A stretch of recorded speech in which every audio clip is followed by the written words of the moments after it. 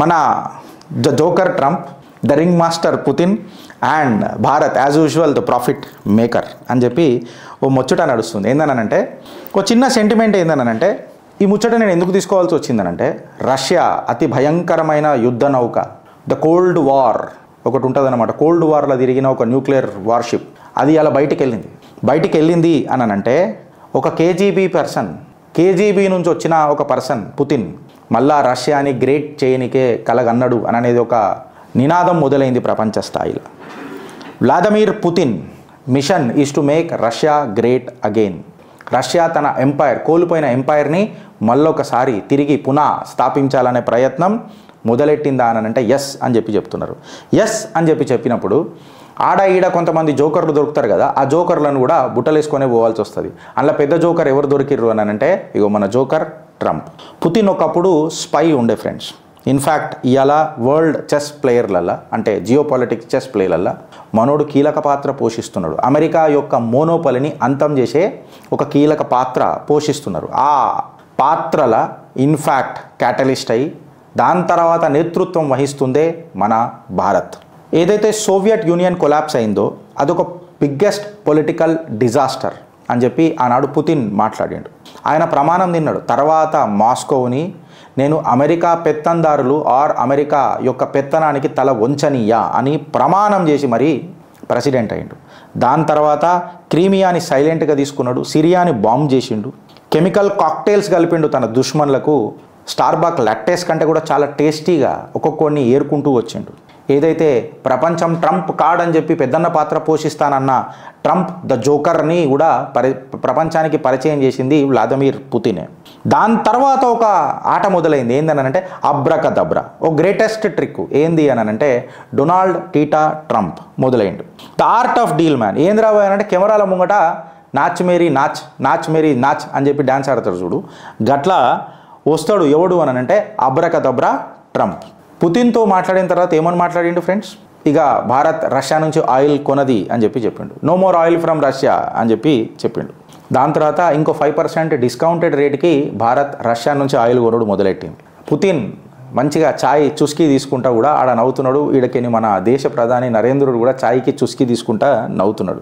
ఇంకొక 5% ట్రంప్ చేసుట్లో మాకు వచ్చింది లేరా బాయ్ అని చెప్తున్నాడు. అయితే ఇప్పుడు ఈ జోకర్ వేస్తుంటాడు అని అంటే ఈ జోకర్ని జేబులో పెట్టుకునే జోకర్ అయితే కాదు, ఎందుకంటే జేబును కూడా ఖరాబ్ చేస్తాడు. గోకి గీకి గలీజ్ వాసన ఉన్నాడు. ఎందుకంటే మొన్న యూరోపియన్ యూనియన్తో మీటింగ్ అవుతుంటే పక్కకు ఇటలీ ప్రైమ్ మినిస్టర్ అనుకుంటా మన మెలోని అక్కడ కూర్చొని మనోడు మాట్లాడుతున్నప్పుడు నోట్లకైనా వాసన వస్తుంది, ఏమొస్తుందో ఇట్లా అన్నది, ముక్కు మూసుకున్నది అది చేసింది. అంటే నేను చెప్తున్నా మళ్ళీ నిజంగానే వాసన వచ్చిందో లేదో ఈ నోట్లకైనా నాకు తెలియదు. వీడు గబ్బుగాడు కదా ట్రంప్. సో ఇట్లా ఉండే. అయితే ఇందులో యాక్ట్ 3లోకి వద్దాం ఫ్రెండ్స్. The oil yoga. నేను ఆయిల్ యోగా ఎందుకంటున్నా అంటే స్ట్రెచ్ చేస్తుంది బాడీని మంచిగా. సో భారత్ యొక్క ప్రతిభ, దౌత్య నీతి ఆర్ టు దట్ మ్యాటర్ మన భారత్ యొక్క డిప్లొమసీని స్ట్రెచ్ చేస్తున్నది ఇలా భారత్. అందుకే నేను ఈ యోగా ఏదైతే ఉందో దాని ఆయిల్ యోగా అని చెప్పిన. ట్రంప్ నిజంగా చెప్పాలనంటే ఒక చీర్ లీడర్ అయిపోయాడు. భారత్ ఏమో ఒక యోగా మాస్టర్ అయిపోయింది. ఈ వాషింగ్టన్ అండ్ మాస్కో మధ్యలో మజిల్ని ఫ్లెక్స్ చేస్తున్నది ఎవరు అని అంటే మన భారత్ కాదా? మీ కమెంట్ రూపంలో చెప్పండి. మన భారత్ యొక్క మజిల్ చూసి, ఎందుకంటే ఫ్లెక్స్ చేస్తుంది మనం కాబట్టి, స్ట్రెచ్ చేస్తుంది మనం కాబట్టి, స్ట్రెంగ్త్ పెంచుతుంది మనం కాబట్టి ఆబ్వియస్గా మన మజిల్ డెవలప్ అవుతుంటే బగబగ మండేది ఎవరికి? అమెరికాకి.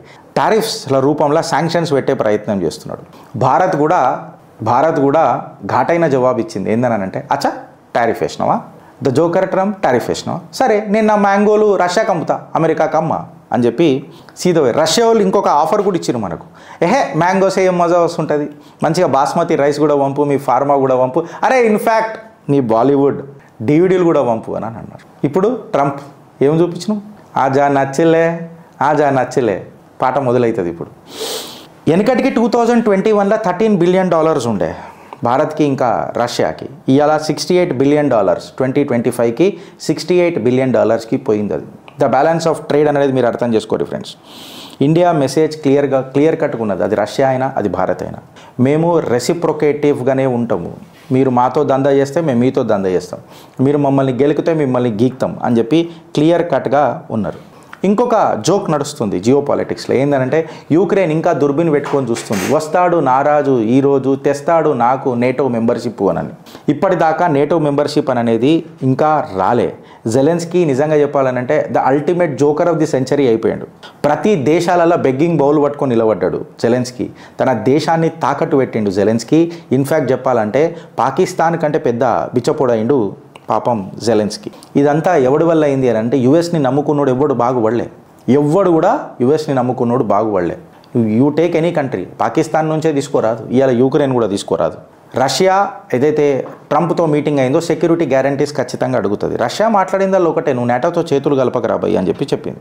కానీ మన భారత్ మాత్రం సైలెంట్గా కూర్చొని కాఫీ సిప్ చేసుకుంటా థింక్ చేసుకుంటా గిది వరల్డ్ వార్ 3 ఎవడైతాడు, గిది టామ్ అండ్ జెర్రీ కొట్లాట రష్యా యూక్రెయిన్ది అని చెప్పి కాఫీ సిప్ చేసుకుంటూ కూర్చుంది. జయశంకర్ గారు పుతిన్ గారిని కలిసిండ్రు రీసెంట్గా. నిజంగా చెప్పాలనంటే పుతిన్ గారి యొక్క విజిట్కి నిజంగా చెప్పాలనంటే రెడ్ కార్పెట్ వేయనికనే మన జయశంకర్ గారు కలిసి ఉంటారు. డిస్కషన్స్ చాలా పెద్ద ఎత్తున అయినాయి ఫ్రెండ్స్. ఇండియా ఆయిల్ ఆయన రష్యా వేదికగా అమెరికాని ఉతికారేసిండు. మేమే కొనుడు కాదురా బాయి, ఒకటి గుర్తుపెట్టుకో, యూరోపియన్ యూనియన్ ఇంకా చైనా కలిపితే 45% ఆయిల్ కొంటున్నారు. మొన్నటిదాకా పెద్ద డొనాల్డ్ ట్రంప్ దండా కొట్టిండు కదా, డ్రమ్ కొట్టిండు కదా, మొత్తం చైనా భారతే చేస్తుంది అని. మళ్ళీ చైనా యూరోప్ మీద ఎందుకు మాట్లాడతలేవు? ఈ మధ్య ఆల్మోస్ట్ అమెరికా ఇంకా చైనా యొక్క ఏదైతే లొల్లి ఉండే చూడు, మాటల లొల్లి, అది ఆల్మోస్ట్ ఖతం అయిపోయింది. నాకు తెలిసి భారత్తో కూడా రాను ఖతం అవుతుంది. ఇక భారత్ క్లియర్ కట్గా చెప్పాలనంటే అన్ఫెయిర్లీగా ట్రీట్ చేస్తుందని చెప్పి వెనకటికి ఈ ట్రంప్ గారు ఇట్లా మాట్లాడారు. ఆయిల్ ఇంపోర్ట్స్ డైవర్సిఫై చేస్తారు ఎక్సెట్రా. ఇక మీకు ఇదంతా తెలిసిందే. ట్రంప్ మాట్లాడింది కంప్లీట్గా ఎరాటిక్ ఉండే, కాంట్రడిక్టరీ ఉండే, కన్ఫ్యూజింగ్ ఉండే. ఇన్ఫ్యాక్ట్ అమెరికానే డ్యామేజ్ చేసుకునే విధంగా ఉండే ఫ్రెండ్స్.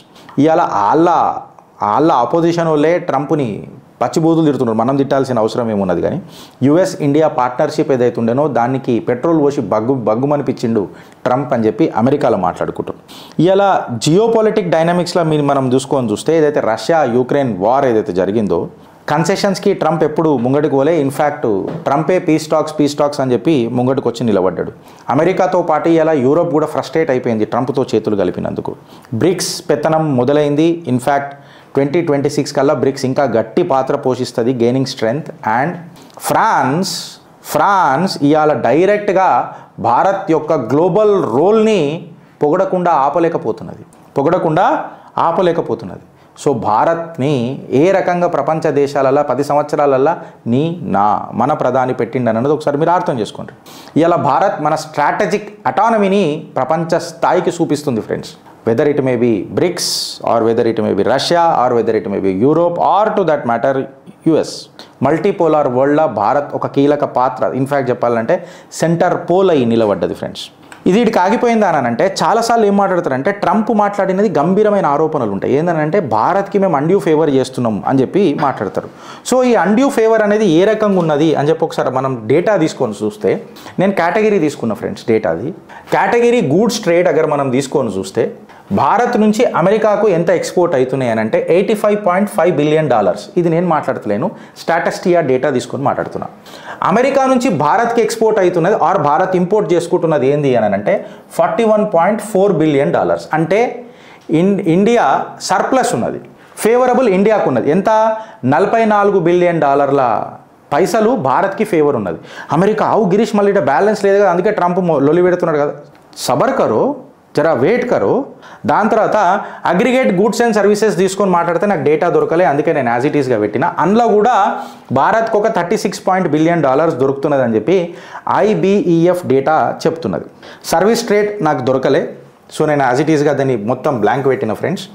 అదే ఎడ్యుకేషన్ ఏదైతే మన భారత్ యొక్క స్టూడెంట్స్ అమెరికా పోయి చదువుతారు కదా, అయితే యుఎస్కి పైసలు వస్తాయి. యుఎస్కి ఎంత అమౌంట్ వస్తున్నది అని అంటే $25 బిలియన్ వస్తున్నాయంట. ఏ రూపంలో?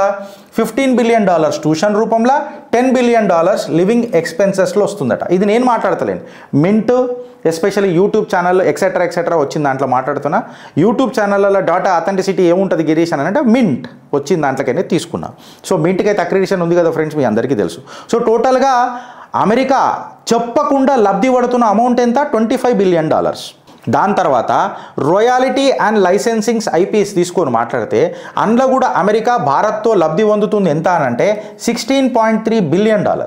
ఇది ట్రేడింగ్ ఎకానమీస్ అనే మ్యాగజైన్లో వచ్చిన కథనం తీసుకొని మాట్లాడుతున్నా. అంటే అమెరికా వ్యక్తిగతంగా చెప్పకుండా సైలెంట్గా సాప కింద నీళ్ళ లెక్క కుర్చీ మడత పెట్టి జేబులో పెట్టుకున్న పైసలు ఎంత అనంటే 25 billion plus 16 billion almost $41 billion ఉన్నది.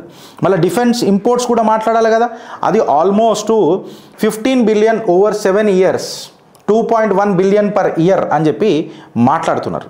అంటే సుమారు మళ్ళీ ఇది కూడా ఆ లెక్కల కిందకి వేయాలి కదా. ఈడ ట్రేడ్ డెఫిషియట్కి ఇప్పుడు ఎవరికి ఉన్నది ఫ్రెండ్స్? ట్రంప్ మాట్లాడుతుంది నిజమా అబద్ధమా? ఇదే భారత్ అడుగుతున్నది, నువ్వు నాతో ఇంత ట్రేడ్ నీతో నేను చేస్తున్నప్పుడు నాకు కూడా నువ్వు అంతే ఇవ్వాలి. ఈ కోన్కి ఇంకా ఫార్మాలో దిగుతా, నేను డైరీలో దిగుతానంటే ఆల్రెడీ ట్రేడ్ డెఫిషియట్ ఉన్నది భారత్తో. మా పోరలు వచ్చి నీ దగ్గర చదువుతున్నారు కదా, మళ్ళీ అది కూడా లెక్క కిందకి వేయాలి కదా. మా పైసా అక్కడికి వస్తున్నది కదా, ఇవన్నీ లెక్క కిందకి వేసే మాట్లాడాలి కదా. ఇది మాట్లాడుతున్న తరుణంలో క్లియర్ కట్గా మనకు ఏమర్థమవుతుంది ఫ్రెండ్స్? ఇప్పుడు మనకు క్లియర్ కట్గా ఇక్కడ ఏమర్థమవుతున్నది అని అంటే సర్ప్లస్ కనిపించే బడ్జెట్ 36 to 44 బిలియన్ ఉన్నది. హిడెన్ ఎర్నింగ్స్ ఆల్మోస్ట్ మీకు 43-44 బిలియన్స్ ఉన్నాయి. అంటే ఆల్మోస్ట్ సేమే ఉన్నది. అందులో మళ్ళీ ఈడొచ్చి మేము ట్రేడ్ డెఫిషియట్ ఉన్నాము, ఖచ్చితంగా మాది ఇక్కడ పెంచాలా అని చెప్పి ఏదైతే చెప్తున్నాడు చూడు ట్రంప్, దీని మీద మనం ఏం మాట్లాడతాం ఫ్రెండ్స్? నాకు చెప్పుర్రి. ఇది ఇట్లా మాట్లాడితే, టారిఫ్ల మీద మాట్లాడితే ఇండియా రష్యా మన దోస్తానా గట్టిగా అవుతుంటే అమెరికా ఫుల్ ప్రెషర్లు వస్తుంది. కరెక్ట్గా చెప్పాలనంటే కంప్లీట్గా వెస్టర్న్ కంట్రీస్ అన్నీ ప్రెషర్గా వస్తున్నాయి.